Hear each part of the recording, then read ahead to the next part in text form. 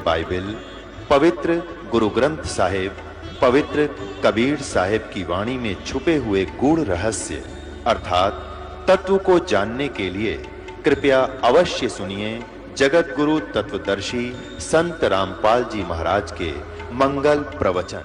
गरीबदास साहिब जी कह रहे हैं कि मुझे और इब्राहिम सुल्तान अधम एक मुसलमान राजा था इराक देश का, उसको और आदरणीय दादू साहिब जी को, आदरणीय नानक साहिब जी को हम सुल्तानी नानक तारे और दादू को उपदेश दिया। जात चुलाहा भेद नहीं पाया, वो काशी माहे कबीर हुआ।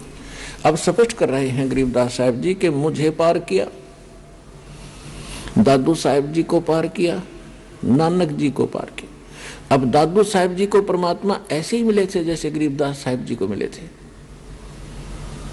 7 वर्ष की आयु थी, जंगल में बच्चों में खेल रहे थे। एक साधु संत यानी जिंदा महात्मा का रूप बनाकर परमात्मा वहां आए, बच्चों से एक बात की, दादू जी को वहां लेकर गए, आत्मा को सतलोक के अंदर ऊपर के सब ब्रह्मांड दिखाए। दादू जी 3 दिन और 3 रात तक बेहोश रहे, अचेत रहे। सारे नगर में हाहाकार मच गई, गांव के अंदर रिश्तेदार इकट्ठे हो गए। ना मर रहा है, ना जी रहा है, ना खा रहा है, ना पी रहा है, कोमा के अंदर चला गया। अब सांस चल रही है, मृत भी नहीं कह सकते। तीसरे दिन परमात्मा ने उनको आत्मा को वापस छोड़ दिया। तब उठकर उन्होंने कहा था, जिन मुझको निज नाम दिया सोए सतगुरु हमार, दादू दूसरा कोई नहीं ये कबीर सृजनहार। जिसमें एक ओम अक्षर है और एक और सांकेतिक है, जिनको सतनाम प्राप्त है उन बच्चों को पता है। तो सतनाम के बिना मोक्ष नहीं। सतनाम आज इस पृथ्वी पर दास के अतिरिक्त किसी के पास नहीं। अगर कोई इसको हटकर कोई दे भी रहा हो पढ़ के किसी हमारी पुस्तक से, वो अधिकारी नहीं। एक ड्राइविंग लाइसेंस है गाड़ी चलाने का, यदि उसको भी कोई नकली बनवा रहा हो तो वो भी मौके में काम ना देगा, उसको सजा होगी। धोखा कितने दिन दे रखो, जिस दिन वो फंसेगा पकड़ा जाएगा उसी दिन उसकी सीधी सजा होगी।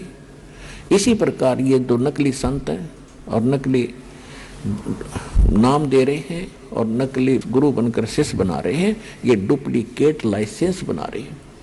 ये भी दोषी हैं और इनके चेले भी हानि उठाएंगे, इनको भी बहुत नुकसान होगा।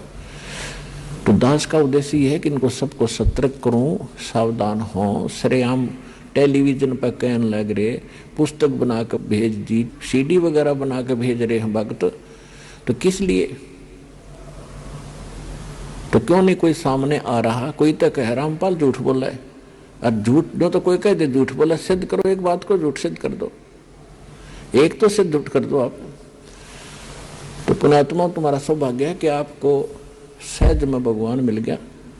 चाहे कोई दुखमय आया है, चाहे कोई जिज्ञासु बनकर आया है, ये सब परमात्मा की रजा है। भक्ति मुक्ति के दाता सतगुरु भटकत प्राण फिरंदा, उस साहिब के हुक्म बिना नी तरवर पाथ हिलंदा। उस परमात्मा की दया से ही आप यहाँ पर उपस्थित हुए। अब प्रसंग चल रहा है कि सिद्ध हो गया कि कबीर इज गॉड। ये कबीर परमात्मा है। कौन कबीर? जो काशी में धारणक रूप में 120 वर्ष रहे थे। अब वो परमात्मा कहते, सोचल छिदर मैं करूं अपने जन के काज, अपने भगत के लिए ना जाने में कितने प्रकार की लीलाएं करता हूं। कभी कोई रूप बना लेता हूं, कहीं कुछ रूप में बैठ जाता हूं, कभी किसी रूप में, यानी उनको सतमार्ग बताने के लिए ही मैं प्रयत्नशील रहता हूं। गोता मारूं स्वर्ग में जा बैठूं पाताले, कह कबीर ढूंढता फिरूं अपने हीरे मोती लाले। आप परमात्मा के हीरे मोती और लाल हो। जिनके लिए परमात्मा भटक रहे हैं वो कहते हैं कि गोता मारो स्वर्ग में। स्वर्ग में गए, वहां ब्रह्मा विष्णु महेश से मिले कि ये भी उसी की आत्मा है। हम बैरागी ब्रह्म पद सन्यासी महादेव, सो हम मंत्र दिया शिव जी को, वो करे हमारी सेवे। ये परमात्मा ही अपने, क्योंकि परमात्मा का जो ज्ञान है वो कंप्लीट ज्ञान है और वो सर्वशक्तिमान है। तो परमात्मा कहते हैं सो हम शब्द हम जग में लाए। ये सोम शब्द हमने आकर प्रकट किया है और सार शब्द हमने गुप्त छुपाए। सार शब्द तो अभी भी किसी के सामने नहीं दिया परमात्मा ने। इस दास पर कृपा करी, या कुछ महापुरुष जो उनको सीधे मिले थे, आदरणीय धर्मदास साहिब जी, आदरणीय मुरुखदास साहिब जी, आदरणीय दादू साहिब जी, आदरणीय नानक साहिब जी, आदरणीय गरीबदास साहिब जी, गांव छुड़ानी जिला झज्जर हरियाणा वाले, आदरणीय गीसा दास साहिब जी, गांव खेकड़ा जिला बागपत उत्तर प्रदेश वाले, इन सब को परमात्मा सीधे मिले थे, सचखंड लेकर गए थे, सतलोक फिर वापस छोड़ा था और इनको ये नाम दिए थे। लेकिन इनको प्रतिज्ञा दिला दी थी कि ये सतनाम भी किसी को नहीं बताना। धर्मदास मेरी लाख दुहाई, और ये सार नाम कहीं बाहर न जाए, मूल ज्ञान भी बाहर न जाए। एक स्थान पर कहा कि मूल ज्ञान बाहर ना जाए, फिर कहा कि सतनाम और सार नाम भी कहीं बाहर न जाना चाहिए। देखो, स्पेयर पार्ट की एक दुकान होती है जिसमें सारे कलपुर्जे रखे होते हैं। अब उसमें रखे तो हैं पुर्जे, लेकिन उन पुर्जों को तो जानने वाला, उन पार्ट्स को जानने वाला इंजीनियर ही गाड़ी बना सकता है, या उसमें कोई डिफेक्ट गाड़ी में हो पुर्जा बदल सकता है जिसको जानकारी है। तो परमात्मा ने आके ये मंत्र सोहम बता दिया था, लेकिन इसको नाम देने का अधिकार या तो परमात्मा को था, उसके बाद सभी संतों को बना कर दिया था कि सतनाम नहीं देना। ये जितने राधा स्वामी, धन सतगुरु, सच्चा सौदा, सरसार, जगमाल आलिर, सिरसा वालिर, ये जितने सुधांशु जी हैं, गासाराम, ये जितने बड़े, अब ये सारे काल प्रेरित हैं। इनको ज्ञान नहीं किसी वस्तु का, ना इनको भगवान का पता, ना उनके विधि विधान का पता। तो इनके पास, और जैसे 12 कबीर पंथ चले हैं, गरीबदास जी को भी आदेश परमात्मा ने मना कर दिया था कि लिख दे, पर इसको दान नहीं करना। पूरे गरीबदास पंथ में ये 2 नाम का अक्षर नहीं था, केवल गरीबदास जी को एक विशेष हिदायत दी गई थी। परमात्मा संग रहते हैं पल पल में। उन्होंने हमारी एक पीढ़ी को लगातार एक ही व्यक्ति को आदेश दिया ये नाम देने का, और वो केवल अपने एक उत्तराधिकारी बनाकर जाता रहा, उसको ही देते रहे, अन्य को नहीं दिया। तो जिस कारण से यह जोत वहां से जला हुआ कनेक्शन जुड़ा हुआ इस दास तक पहुंचा। मेरे पूज्य गुरुदेव जी ने यह मंत्र सार नाम किसी को नहीं दिया, सिर्फ मुझे कहा और मेरे को आगे दान करने का और खुल्लम खुला आदेश दे दिया कि अब तुम दान करिए। तुझे फिर से कोई आदेश होगा परमात्मा का।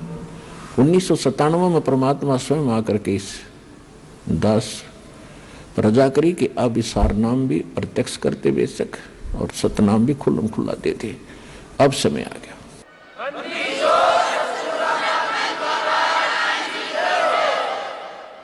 तो पुण्यात्माओं, ये इतना सीक्रेट था, पूरे सिख समाज में इसकी भनक नहीं। सतनाम क्या, हर सभी गुण गाते हैं, वाहेगुरु सतनाम, वाहेगुरु सतनाम, वाहेगुरु सतनाम। ना सतनाम का पता, क्योंकि नानक साहिब जी सतनाम का जाप करते थे 2 अक्षर के मंत्र का, लेकिन आगे नहीं दिया उन्होंने, क्योंकि वो पक्के भगत थे। उनको मालूम था कि बहुत बड़ी हानि हो जाएगी जब काल के दूतों का यथार्थ ज्ञान और यथार्थ भक्ति मंत्र हाथ लग गया था। जिस कारण से आज दास आपको भिन्नता बता रहा है, सारा ज्ञान समझा रहा है, प्रमाण दिखा रहा है, और अन्य संत क्या मंत्र देते हैं वो भी बता रहा है, और यहाँ आने वाले भक्त भी बताते हैं कि वो उन्होंने ये मंत्र हमें दान किए, जो किसी भी संत या किसी ग्रंथ में प्रमाणित नहीं है। उनको कहते हैं मनमाना आचरण। शास्त्र विधि त्याग कर अपनी मर्जी से की जाने वाली साधनाएं व्यर्थ होती हैं, वो फिजूल की होती हैं, जिस कारण से उनको लाभ नहीं हो रहा था। अब जो प्रसंग चल रहा है हम उसी पर आते हैं। अब स्वामी रामानंद जी परमात्मा की प्रत्येक बात को हृदय में तो महसूस कर रहे हैं कि बोल तो सारी सच्ची रही। तो परमेश्वर ने कहा कि आप साधना क्या करते हो, इष्ट यानी विष्णु जी की उपासना में आप क्या क्या साधना करते? स्वामी रामानंद जी ने बताया कि ओम नमो भगवते वासुदेवाय और सहस्रनामा विष्णु जी का, हरे कृष्ण हरे राम राधे राधे श्याम मिला दे, और एकादशी का व्रत भी रखता हूं। परमात्मा ने कहा कि जो मंत्र आप जाप करते हो ये वेद में या गीता में प्रमाणित है कहीं पर? गीता जो है श्रीमद् भगवत गीता चारों वेदों का निष्कर्ष है। वेदों में और गीता जो वेद और गीता जो है ये गॉड गिवन स्पिरिचुअल नॉलेज है, परमात्मा का दिया हुआ अध्यात्म ज्ञान है। और पुराण महाभारत आदि जो सुख सागर है ये किसी ऋषि और ब्रह्मा जी का ज्ञान आगे ऋषियों को प्राप्त हुआ। उन ऋषियों ने अपनी सोच अपना अनुभव उसमें मिक्स करके अलग अलग उसको 18 भागों में बांट लिया। तो ये ज्ञान गॉड गिवन नहीं है, ये ऋषियों का अपना अनुभव है।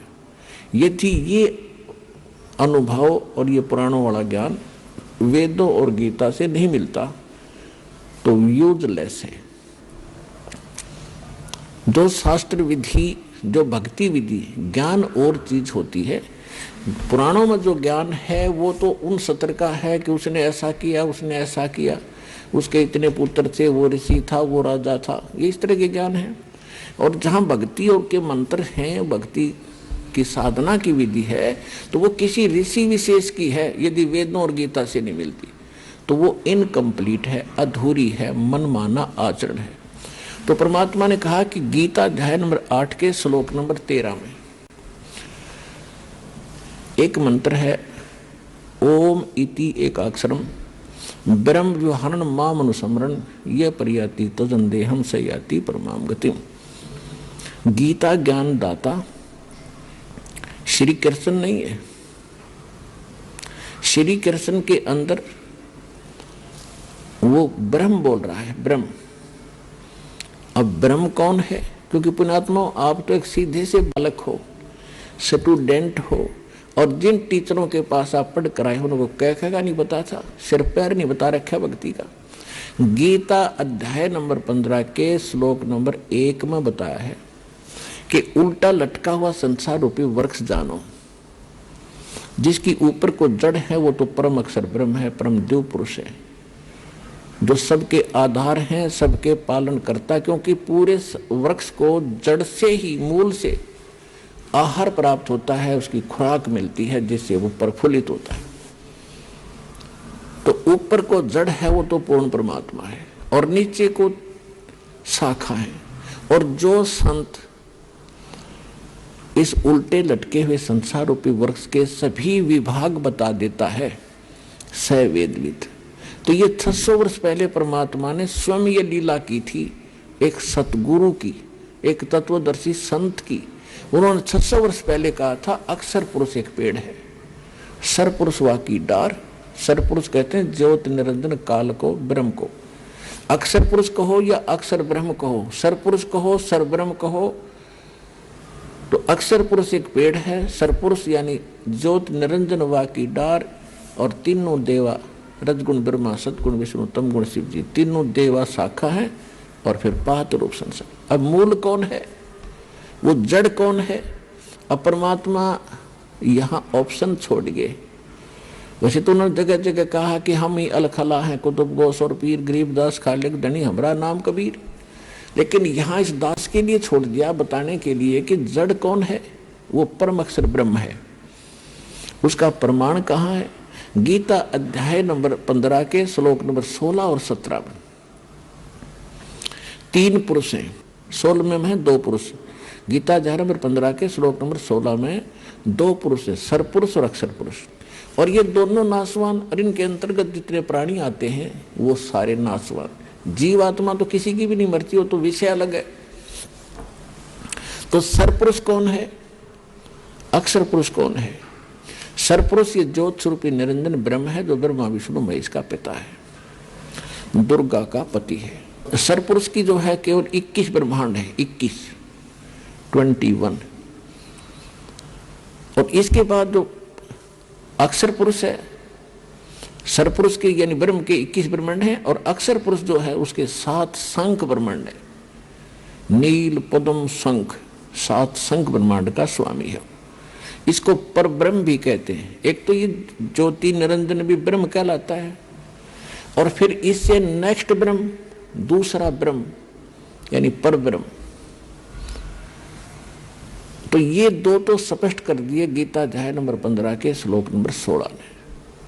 अब गीता अध्याय नंबर 15 के श्लोक नंबर 17 में कहा कि उत्तम पुरुष तु अन्य परमात्मा इति उदाहरते हैं, यह लोकत्रयम् आविश्य विवर्ति अवैश्वर है। उत्तम पुरुष यानी श्रेष्ठ परमात्मा पुरुषोत्तम, वो पुरुषोत्तम तो कोई और है, सरपुरुष और अक्षर पुरुष से हटकर है, और उसी को परमात्मा कहा जाता है, और जो तीनों लोकों में प्रवेश करके सबका धारण पोषण करता है, वो है अविनाशी परमात्मा। अब वो तीसरे नंबर का परमात्मा उत्तम पुरुष पुरुषोत्तम कौन है, वो स्पष्ट करने के लिए थोड़ा सा और आपको पीछे से लाएंगे। गीता अध्याय नंबर 4 के श्लोक नंबर 34 में कहा है कि अर्जुन, यदि तूने पूर्ण परमात्मा के पाने की और भक्ति मार्ग को यथार्थ ढंग से जानना है तो तत्वदर्शी संतों के पास जा, वो तत्व ज्ञान रखते हैं।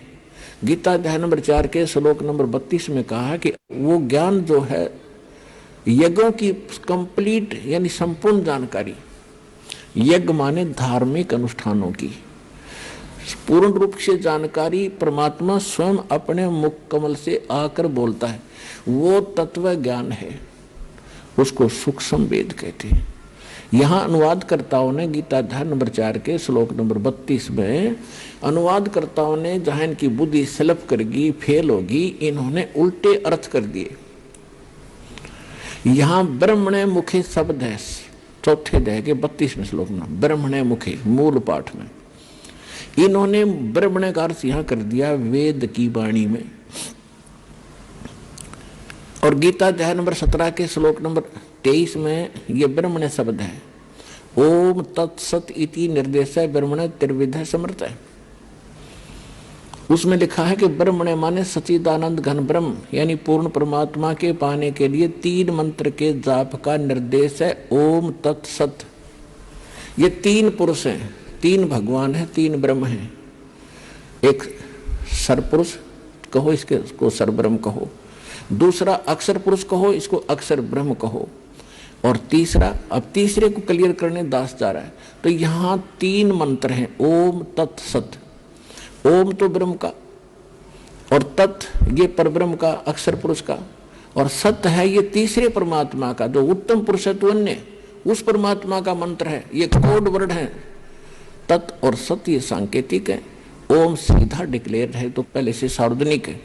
तो 3 पुरुष हैं। गीता अध्याय नंबर 17 के श्लोक नंबर 23 में उनके 3 मंत्र हैं, तीनों के जाप है, उससे कंप्लीट कोरस बनता है मोक्ष का। अब गीता अध्याय नंबर 4 के श्लोक नंबर 32 और 34 का सारांश है।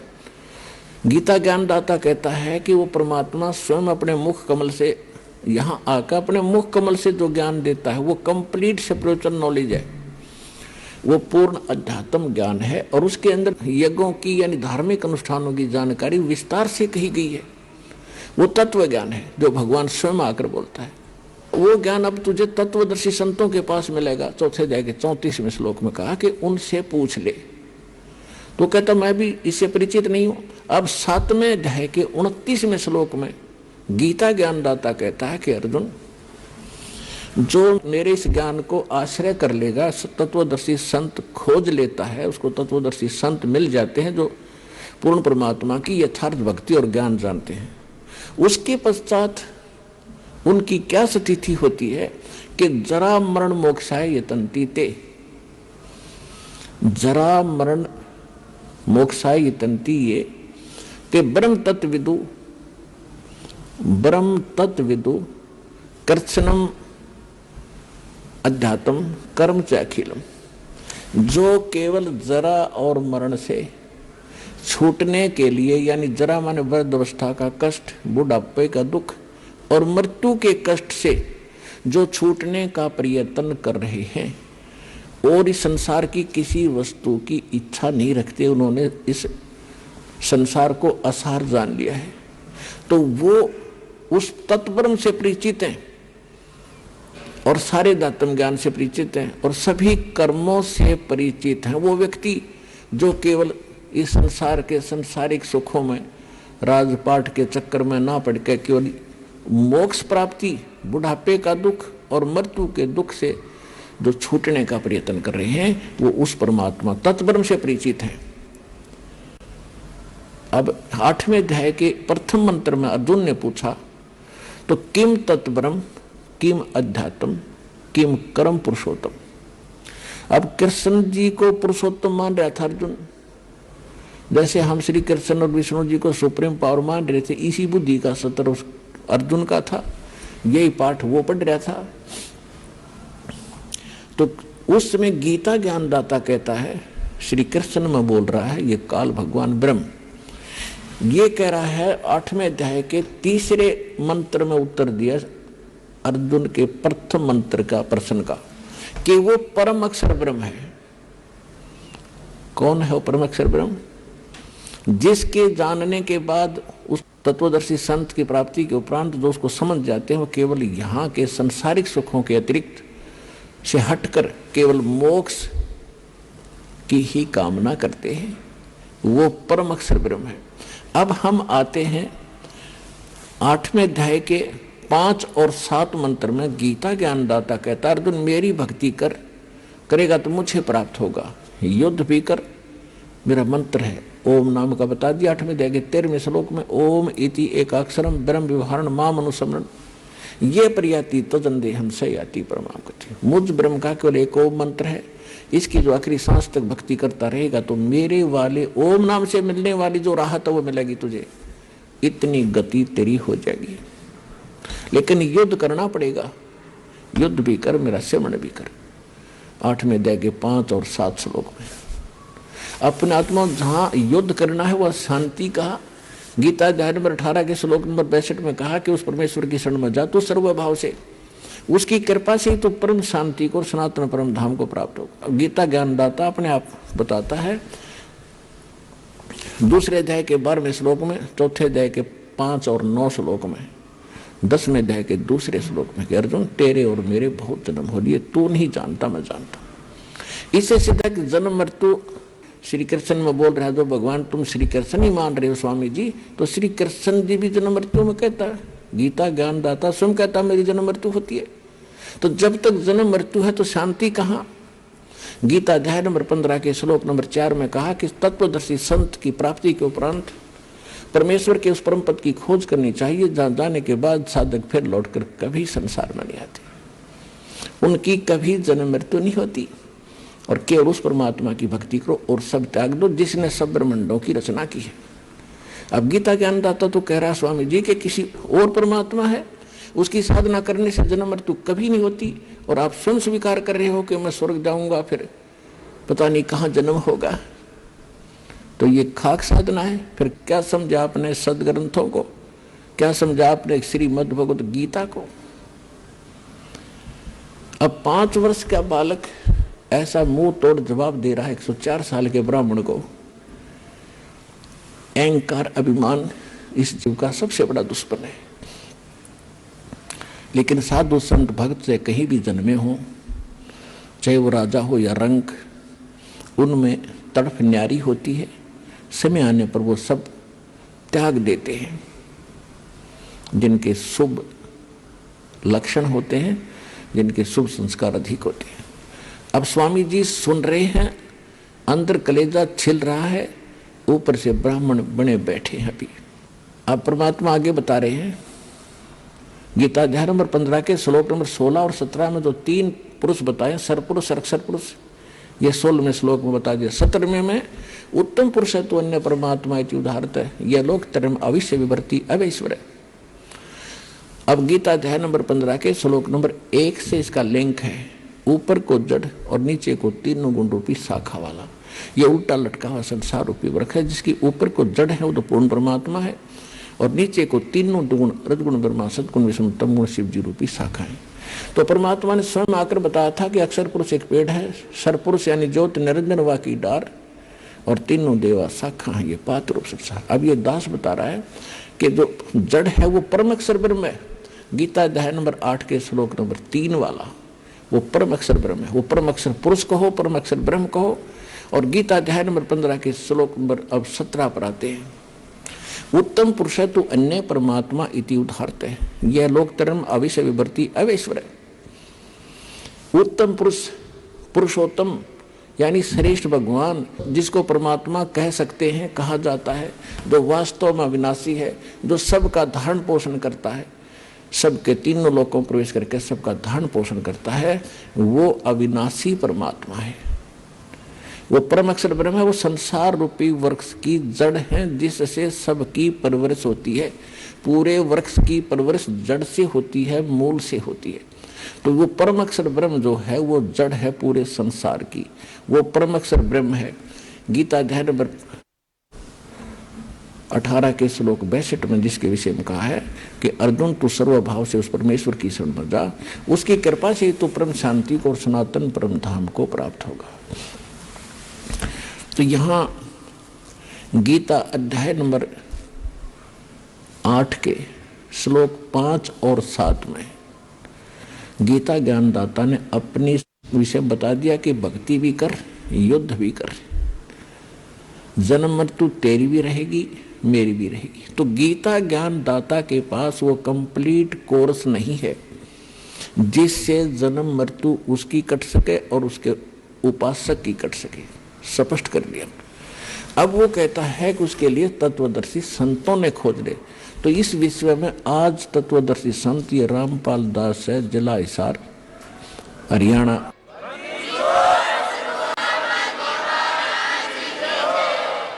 अब किसी का भ्रम ना रहना चाहिए। देखो, एक 1000 का नोट है, उस पर लिखा है कि मैं धारक को 1000 रुपये देने का वायदा करता हूं। दास पर लिखा नहीं है, दास बोल सकता है कि मैं उपासक को सर्व सुख और पूरा कंप्लीट मोक्ष देने का वायदा करता हूं जब नियम में रहोगे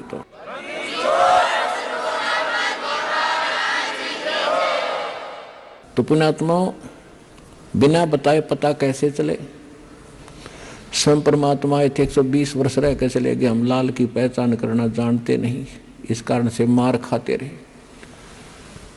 और एक तो कहना होता है, विद प्रूफ प्रूव करूंगा कि इस विषय में किसी के पास ज्ञान नहीं, किसी के पास समाधान नहीं, और कबीर जैसा भगवान नहीं, और इस परमात्मा के दास को जो प्राप्त है, कबीर परमात्मा का दिया हुआ ऐसा कोई ज्ञान नहीं।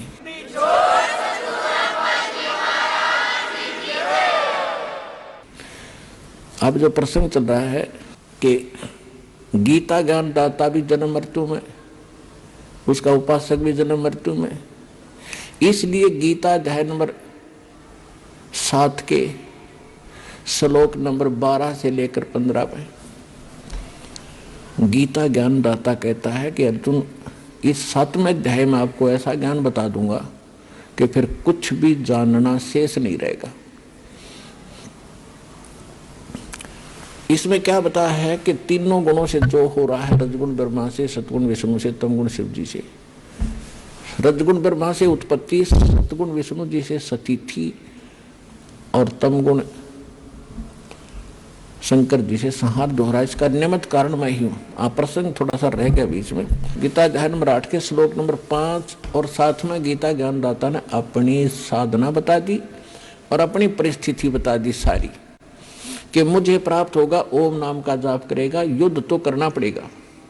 फिर 8वें अध्याय के 8, 9, 10 श्लोक में कहा है कि अर्जुन जो उस परम अक्षर ब्रह्म की भक्ति करते हैं, उस परम दिव्य पुरुष परमात्मा परम अक्षर ब्रह्म सच्चिदानंद घन ब्रह्म की जो भक्ति करते हैं, जो उत्तम पुरुषत्व है, उसकी भक्ति जो करते हैं, वो भक्ति की कमाई के बल से, भक्ति की शक्ति से, योग बल से, योग माने भक्ति साधना, योग का अर्थ ये नहीं है कि आसर पदम लगा कर बैठ जाए आंखें बंद करके या ऊपर न पैर कर लिए अटपट, ये योग नहीं है। योग का अर्थ होता है जोड़, आत्मा का परमात्मा से मिलन करना, ये भक्ति क्रम कहलाता है। तो योग माने भक्ति भी होती है कि भक्ति योग के बल से, साधना के बल से, भक्ति की कमाई की शक्ति से उस परमात्मा के पास चला जाता है और मेरी साधना करने वाला मुझे प्राप्त होता है।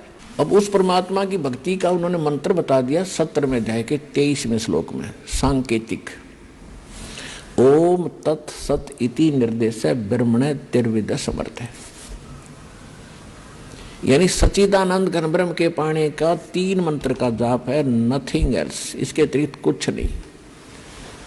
ओम ब्रह्म का, सरपुरुष का। अब फिर आइए गीता अध्याय नंबर 15 के श्लोक नंबर 16 और 17 पे। इसमें 3 पुरुष हैं, एक सरपुरुष, एक अक्षर पुरुष और तीसरा जो आपको सिद्ध कर दिया 8वें अध्याय के 3रे श्लोक से, परम अक्षर ब्रह्म कहो, परम अक्षर पुरुष कहो। तो ओम जाप है ब्रह्म का, सरपुरुष का, जो 21 ब्रह्मांड का स्वामी है, और जो तत् है ये है अक्षर पुरुष का, जो 7 संग ब्रह्मांड का स्वामी है, जिसको पर ब्रह्म, नेक्स्ट ब्रह्म भी कहते हैं।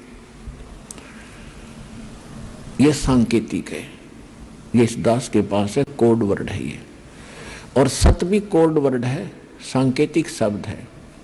ये है परम अक्षर ब्रह्म के मंत्र जाप करने का। इसको सार शब्द भी कहते हैं, इसको सार नाम भी कहते हैं, इसको सार शब्द कहते हैं, आदि नाम कहते हैं, इसको विधेय नाम भी कहते हैं। वो मंत्र हटके है, ये सत नहीं है, ये कोड वर्ड है। तो इस प्रकार वो तीसरा जो मंत्र है वो सार नाम है, उसको आदि नाम, आदि विधेय नाम और सार शब्द भी कहते हैं। तो अब जो 3 मंत्र का जो जाप है उस परमात्मा के पाने का, अब ओम तो ब्रह्म का सबको पता है, गीता ज्ञानदाता ब्रह्म है, श्री कृष्ण जी में बोल रहा है। वो खुद कहता 8वें अध्याय के 13वें श्लोक में कि ओम इति एकाक्षरम ब्रह्म व्यवहारण माम अनुसमरण। माम माने मुझ, ब्रह्म माने ब्रह्म का, मुझ ब्रह्म का, यह एक ओम मंत्र है और कुछ नहीं, बस इति, यही। और अंतिम सांस तक जो इसका जाप करता हुआ शरीर त्याग कर जाता है तो ओम से मिलने वाली परम गति को प्राप्त होता है। ओम की परम गति क्या है, ओम से क्या उपलब्धि होगी? ब्रह्म लोक में जागा, ब्रह्म लोक में। श्रीमद देवी भागवत 7वां स्कंध 562 और 63 पृष्ठ पे स्वयं देवी जी कह रही है, हिमालय राजा को ज्ञानोपदेश कर रही है और ब्रह्म का स्वरूप बता रही है कि उस ब्रह्म का ओम नाम है। ओम नाम का जाप कर हृदय से उसको पाने का उद्देश्य रख और फिर वहां चला जाएगा, ब्रह्म लोक को प्राप्त होगा। उस ब्रह्म को प्राप्त होगा, वो ब्रह्म लोक रूपी दिव्य आकाश में रहता है। यानी ब्रह्म का साधक, ओम नाम का जाप करने वाला ब्रह्म लोक में जागा। वो ब्रह्म की साधना करा, सरपुरुष की, 21 ब्रह्मांड के स्वामी की, काल की साधना करा है। गीता अध्याय नंबर 8 के श्लोक नंबर 16 में कहा है कि ब्रह्म लोक में गए हुए प्राणी भी पुनरावृत्ति में उनकी जन्म मृत्यु सदा बनी रहेगी। वो ये स्पष्ट कर ही चुका है कि अर्जुन तेरे और मेरे बहुत जन्म हो चुके, तू नहीं जानता, मैं जानता हूं। अपन आत्माओं अब आम वर्द हो गए, आम पढ़ने लग गए, जब हमारी एज के तकरीबन शिक्षित हैं, और नहीं तो आजकल अक्षर ज्ञान वैसे भी करा दिया बुड्ढों को सरकार ने प्रौढ़ शिक्षा के माध्यम से, और आज 90% बल्कि 95% बच्चे इंटेलिजेंट हो चुके हैं। अब दास आपको ये सदग्रंथ पढ़ा रहा है, आप समझने योग्य बनाए भगवान ने पहले, और फिर ये ऐसे इंस्ट्रूमेंट दिए, टीवी चैनल परमात्मा ने बनवाए, इंटरनेट बनवाया, प्रोजेक्टर बनवाए, और ये इलेक्ट्रॉनिक मीडिया मालिक ने दिया। अभी तक तो ये मीडिया वाले इसका दुरुपयोग कर रहे हैं भगवान की दी हुई वस्तु का। ये सारा दिन अटपट दिखावें, गंदी फिल्म दिखावें, झूठी साची खबर फैलावें, और जब इनकी बुद्धि ठिकाना आवेगी, जब इनको झटके देगा मालिक, तो जनता जागेगी। सुबह उठते हैं बकवास दिखावें टीवी में, सामने सो जा बकवास देखे, राम नाम का कि तो जिक्र नहीं। ये संसार बिगाड़ दिया, सभ्यता खराब कर दी इन्होंने। तो अब धीरे धीरे लोग उन पर प्रेशर देंगे, बकवास बंद करो और बढ़िया बात भगवान की चलाओ, बच्चों का भी भविष्य उज्जवल हो और हमें भी ट्रेंड की सांस आवे। आइए अब हम उन श्रद्धालुओं के अनुभव जानते हैं जो जगत गुरु तत्वदर्शी संत रामपाल जी महाराज जी से दीक्षा प्राप्त कर चुके हैं तथा उनके द्वारा बताए गए भक्ति मार्ग पर चल रहे हैं। सर नमस्कार। नमस्कार जी। सर क्या नाम है आपका? मेरा नाम बीपी सिंह है। सर कहाँ से आए हो आप? मैं जगीरपुर लुधियाना के रहने वाला हूँ। सर संत रामपाल जी महाराज जी से नाम दीक्षा लेने से पहले आप क्या भक्ति साधनाएं करते थे? हम पहले बजरंग बली का पूजा करते थे। कुछ दिन बजरंग बली के पूजा करते करते उनको छोड़ करके फिर शंकर भगवान की पूजा करने लगे और शंकर भगवान की पूजा करते करते मैं अमरनाथ तक गया। अमरनाथ भी होकर के आया शंकर भगवान का। उस दिन मैंने डिसीजन किया कि जब भी मैं मरूंगा तो शंकर भगवान के चरणों में अमरनाथ जाकर के मरूंगा। सबको पूजा करते थे, लेकिन पूजा करते करते हमको ये पोजीशन आया कि दिन प्रतिदिन हमारी सेहत डाउन हो गया और सब कुछ खत्म होने वाला हो गया। एक बार क्या हुआ कि मैं एक बार बीमार पड़ गया। तो बीमार कैसे पड़ा, हमारा हाइड्रोसिल का ऑपरेशन हुआ था। हाइड्रोसिल ऑपरेशन ठीक हुआ तो हमारा एक दिन बुखार लगा, दूसरे दिन हमने सेल डाउन हो गया। सेल डाउन इतना हो गया 1 लाख बचा। 1 लाख के बाद में हमको पानी चढ़ाया गया। पानी चढ़ाने के बाद में दिन प्रतिदिन सेल डाउन होता है। अब सिर्फ मेरे को 4000 सेल बचा था। 4000 सेल में डॉक्टर बोलता है कि तो कोई जिंदा ही नहीं होता 4000 में। सर जैसा कि आप देव देवताओं की पूजा करते थे, भगवान शिव के अंदर आपकी बहुत दृढ़ आस्था थी, तो सर उन पूजाओं को छोड़कर आप संत रामपाल जी महाराज जी के शरण में कैसे आए? हम पहले बच्चे लोगों को पढ़ाते थे, तो हमारे पास एक भगत जी आए थे, दुर्गेश दास नाम था। उन्होंने मेरे को बोले कि आप हमारे बच्चे को पढ़ाइए। मैं बोला हमारे पास टाइम नहीं है। तो उन्होंने बोले 10 बजे रात में पढ़ाओ। मैं बोला टाइम ही नहीं है, 10 बजे मैं ड्यूटी से आता हूँ। कहते कितना पैसा लोगे? हम कि चाहे जितनी पैसा दे दो हम नहीं पढ़ाएंगे। बोलता मैं तुमको 5000 रुपया ट्यूशन फीस दूंगा, पढ़ाओ मेरे बच्चे को। मैंने बोला 5000 तो छोड़ो, 50,000 रुपया भी दोगे तो तुम्हारी बच्ची को नहीं पढ़ाऊंगा। दूसरे दिन जब ड्यूटी से मैं आया, बच्चे 2-3 बैठे हुए थे पढ़ने के लिए, उनकी भी बच्ची आ गई। मैंने बोला कि बच्ची को तो मैं पहले बोला कि मैं पढ़ाऊंगा नहीं, तो ये बच्ची हमारे पास आई कि हम अपनी भगवती जी को, हम अपनी वाइफ को बहुत डांटा कि हमारे घर में ये लड़की नहीं आना चाहिए पढ़ने के लिए। उसको बाद में बोला कारण था क्या, रीजन क्या था? नहीं चाहते थे, लड़की छोटे को हम पढ़ाना ही नहीं चाहते थे। बच्चे को हम नहीं पढ़ाते मेरा मन उब गया था, इसीलिए नहीं पढ़ाना चाहते थे किसी को। तो उस दिन तो उस लड़की को मैंने भगा दिया। दूसरे दिन फिर आ गई वो लड़की।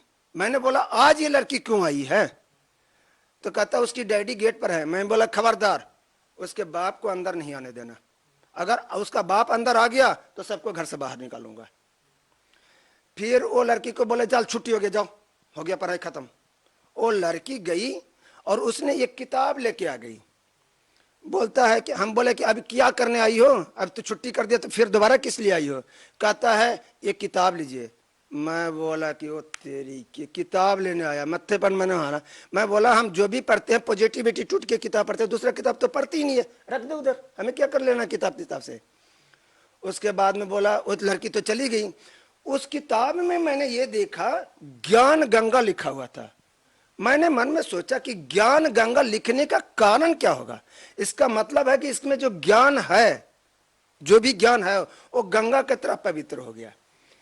दूसरी बात, तो जब किताब अट्रैक्टिव हो गया, मैंने उसको खोल के पढ़ने लगा तो उसमें देखे हैं लिखा हुआ था कबीर साहब जी।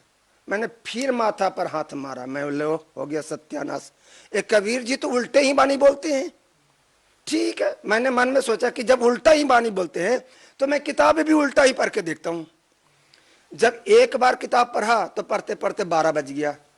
पहला स्टोरी पढ़ा, भक्तों की मतलब जो उसमें अनुभव लिखा होता है वो मैंने पढ़ा। फिर दूसरा अनुभव पढ़ा, फिर 1 बज गया। फिर मैंने किताब बंद किया, सो गया। दूसरा दिन मैंने सवेरे छुट्टी करके आ गया, खाना खा करके, बच्चे को कुछ नहीं पढ़ाया, मैंने किताब पढ़ने लग गया। किताब मैं पुट्ठा ही पढ़ता था, सीधा नहीं पढ़ता था, उल्टी साइड से। तो उसके बाद में किताब पढ़ने से हमें इतना मतलब चालू हो गया कि अंदर में मेरे को बेचैनी हो गया। फिर जो किताब दिया था उसको मैंने एक कॉलर पकड़ लिया यहाँ से। मैं बोला तुमको जान मार दूंगा, तुमको रहने नहीं दूंगा। दो ही बंदे लुधियाना में रह सकते, या तो तुम रहोगे या मैं रहूंगा। कहता आखिर बात क्या है? मैं बोला कि जहां पर ये आश्रम है वहां मेरे को पहुंचा दो, नहीं तो 2 दिन के अंदर मैं तुमको जान मार दूंगा। उसने कहा किया कि जी एक बंदे को भेजा, इतना छोटा सा लड़का था, उसको बोला कि इसके साथ चले जाओ। उस लड़का को मैंने कॉलर पकड़ा, मैं बोला कि अगर आश्रम तक तो पहुंचा दिया तब तो ठीक है, और नहीं तो हम कराटे जानते हैं, हम तुमको मार देंगे जान। कहता हम पहुंचा देंगे। जब वहां पर गए, वहां की रौनक देखे सतलोक आश्रम बरबाला में, आज तक तो वैसा रौनक मैं अपने कहीं पर जिंदगी में देखा ही नहीं। वहां का जो मान सम्मान, इज्जत, खाने पीने का ढंग, उठने बैठने का ढंग, रहने का ढंग, आज तक मैंने अपना घर में देखा, ना ससुराल में देखा, कहीं नहीं देखा। वहां से मैंने नाम दाम लेकर के मैं वापस आ गया। जब वापस आ गया, हमारे साथ एक लड़का भी गया था, छोटा लड़का था, वो लड़का भी साथ में आ गया। वो लड़का बोले लगा वहां पर हलवा भी खाने को मिलता है, पूरी भी खाने को मिलता है, चावल खाने को मिलता है, खीर खाने को मिलता है। उतनी 10 दिन के अंदर में हमारा बच्चा ने ऐसी मोटिवेशन हमारी बात में हुआ, हमारे पूरे परिवार जाकर के वहां पर नाम दाम ले लिए। सर आपने संत रामपाल जी महाराज जी से नाम दीक्षा कब ली? 12/6/2014 में मैंने नाम दाम लिया। सर हम आपसे जानना चाहते हैं कि आप संत रामपाल जी महाराज जी के किन बातों से प्रभावित हुए? क्या संत रामपाल जी महाराज जी के ज्ञान से प्रभावित हुए या उनके आश्रम में दी जाने वाली सुविधाओं से? नहीं, जो मैंने किताब पढ़ा उसमें जो भक्तों ने लिखा था कि हमारे ये फायदा हुआ, ये फायदा हो गया, हम बचपन से वही चाह रहे हैं कि आखिर कौन सी ऐसी चीज है, कौन सी ऐसी मंत्र है जिससे इतनी फायदा हो रहा है। हम तो उस चीज के तलाश में थे। सर आपने पुस्तक के माध्यम से भक्तों के अनुभव को जाना, तो सर हम आपसे जानना चाहते हैं कि आपको संत रामपाल जी महाराज जी से नाम दीक्षा लेने के बाद क्या लाभ मिले? सर हमारा तो बहुत अनुभव है, हमारी तो दिन प्रतिदिन का अनुभव है। जब मैंने नाम दाम लेके आया था उस समय हमारा कारोबार सारा बंद हो चुका था। मैंने परमात्मा से अरदास लगा कि हे परमात्मा, इस धरती पर हमारे जितना गरीब बंदा आज तक ना तो कोई पैदा हुआ है, नहीं होगा। मैं 15-15 दिन तक रोटी नहीं खाता था, प्याज उबाल के खाता था, आलू उबाल के खाता था। लेकिन आप तो कह रहे हैं कि आप बच्चों को पढ़ाते हो। हम पढ़ाते थे, पैसा आता था, लेकिन वो पैसा हमारे घर में नहीं आ पाता था। उस डॉक्टर को चले जाता था, कभी उस डॉक्टर को चला जाता था। जो भी पैसा आता था, पैसा आने से पहले डॉक्टर के पास जाने के लिए एस्टिमेट बन जाता था। तो सर क्या लाभ हुआ? सर लाभ ये बता हुआ कि सबसे पहले हमारी हाइड्रोसिल का ऑपरेशन हुआ। हाइड्रोसिल ऑपरेशन के बाद 1 महीना तक मेरा टाका ही नहीं कटा। दूसरी बात है कि जब टाका सही हुआ उसके बाद में हमारे बीमार पड़ गए और हमारा शरीर का सेल डाउन हो गया। सेल इतना तक डाउन हो गया, इसी cancer hospital, Ludhiana cancer hospital में मेरा साउंड डाउन हुआ था कि डॉक्टर भी बोल दिया था कि सुबह तक ये आदमी मर जाएगा। जब डॉक्टर बोल दिया कि सुबह तक आदमी मर जाएगा तो हमारी घर वाली रोना धोना शुरू कर दिया। 4000 तक हमारी सेल की संख्या हो चुकी थी और हम 5 भाई हैं। 5 भाई में 4 भाई मेरा मर गया है, हम अकेला भाई थे जो एक थे। तो मैं ये सोच रहा था कि अब हमारा भी नंबर लग गया। तो हमने गुरुजी के पास फोन किया, संत रामपाल जी के पास मैंने फोन किया।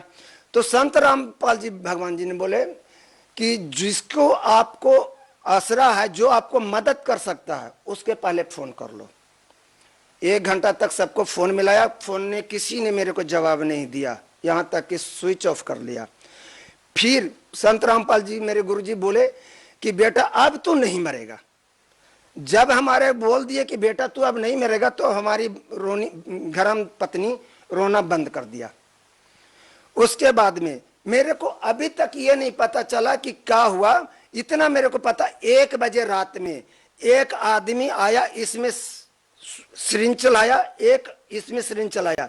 सुबह होते होते डॉक्टर सबसे पहले मेरे पास आ गया, कहता ये बंदा जिंदा कैसे है?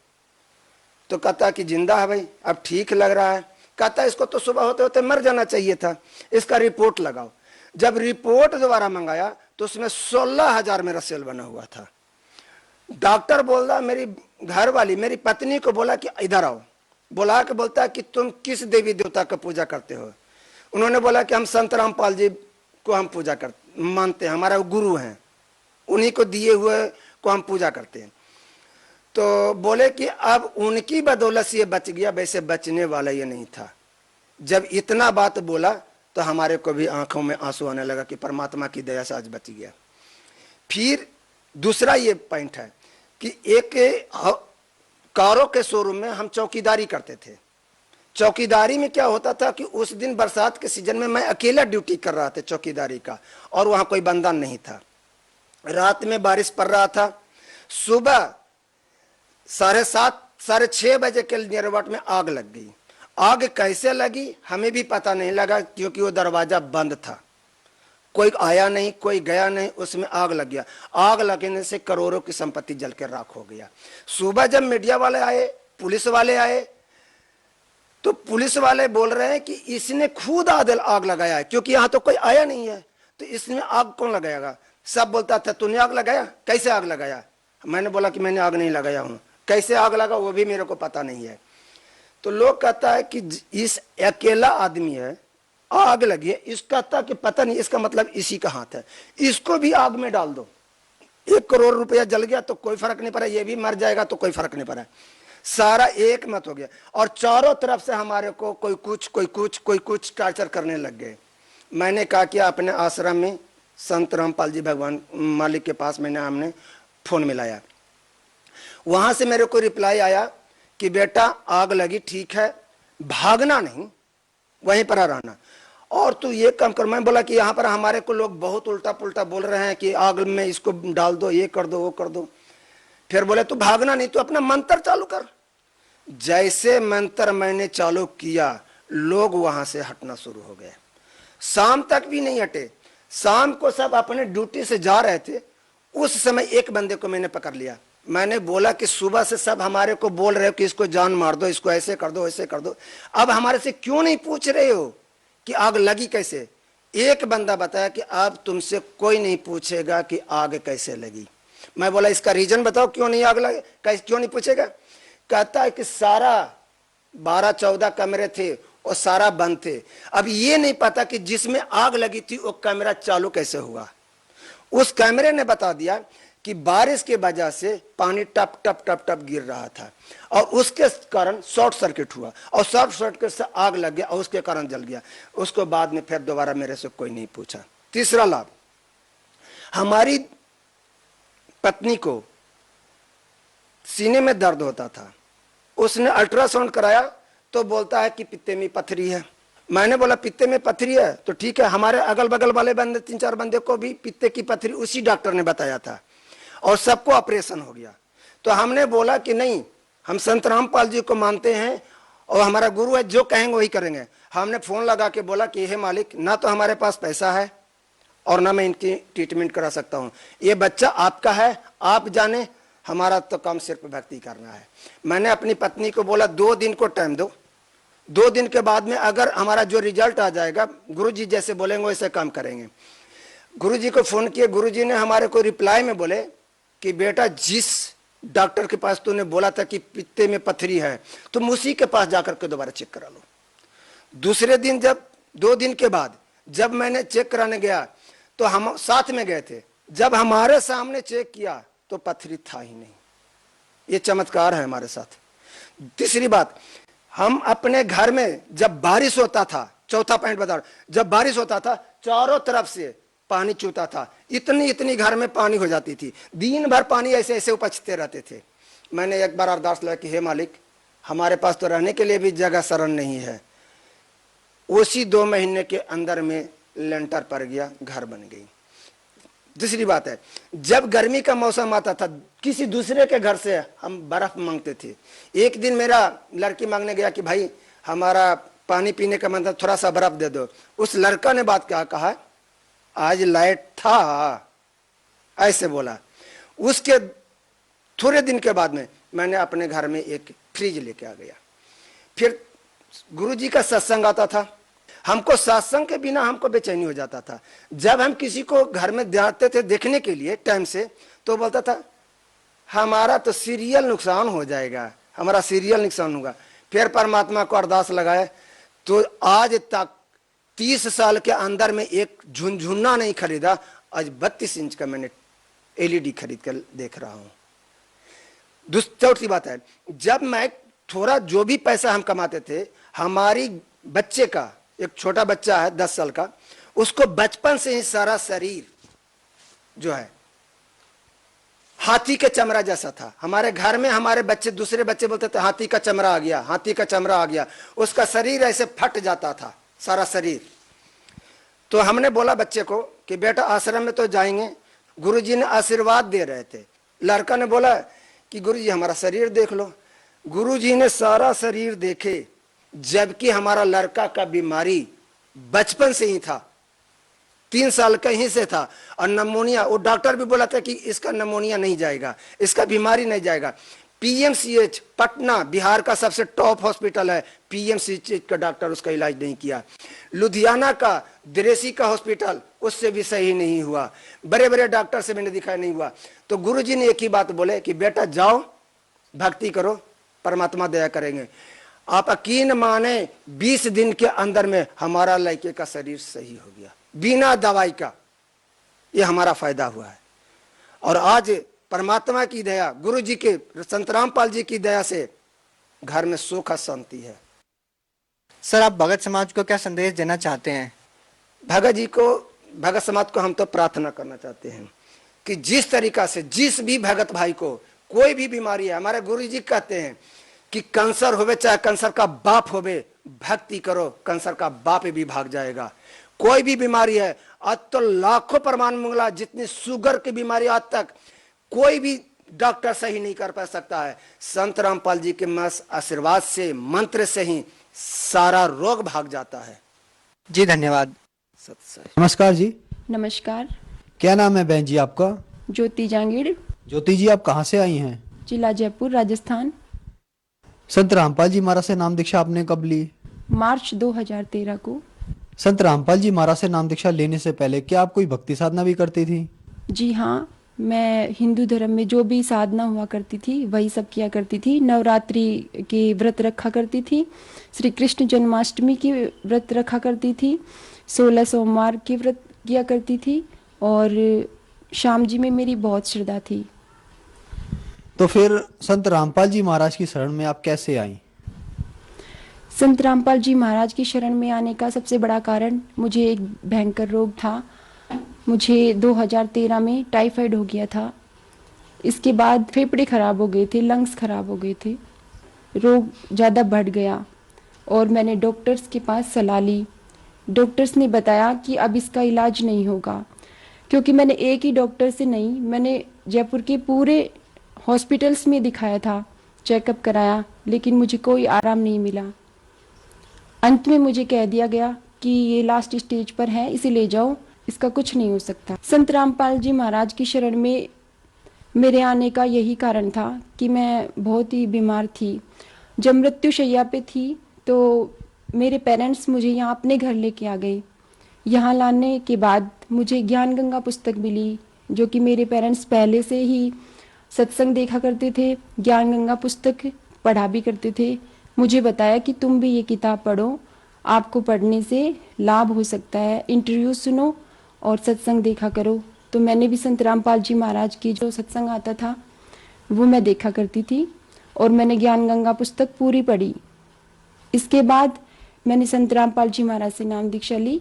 संत रामपाल जी महाराज से नाम दीक्षा लेने के बाद क्या आपको कोई लाभ भी प्राप्त हुए? हाँ, लाभ मिले। मुझे टाइफाइड हो गया था, टाइफाइड बिगड़ते बिगड़ते बढ़ गया। इसके बाद मैंने देशी दवाइयाँ भी खाई और झाड़ फूंक भी करवाया, लेकिन मुझे कोई आराम नहीं मिला।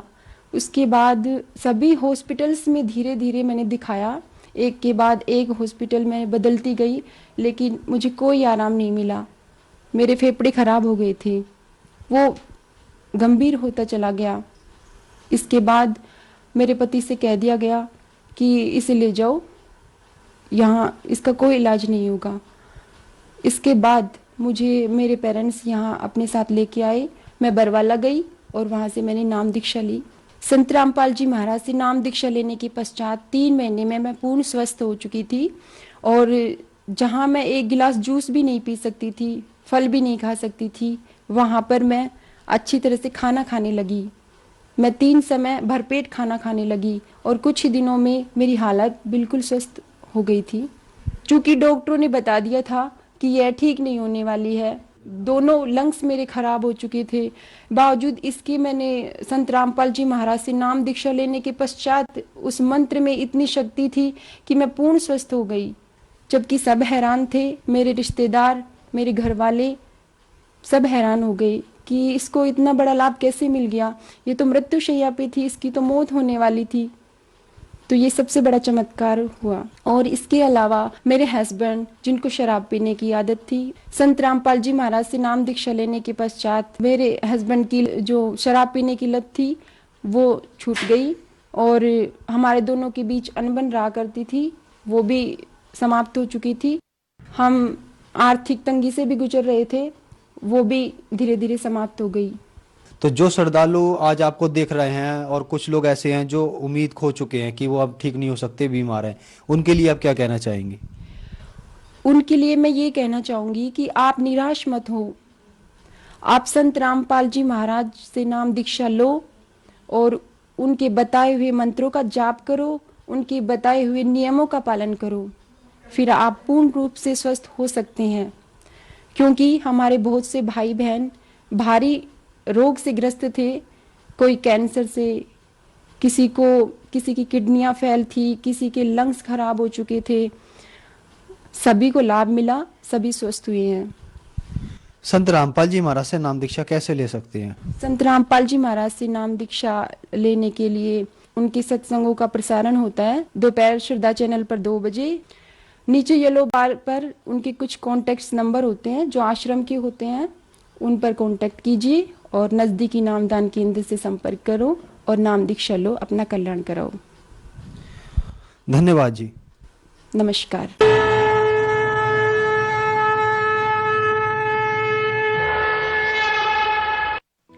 आप सुन रहे थे जगत गुरु तत्वदर्शी संत रामपाल जी महाराज के मंगल प्रवचन।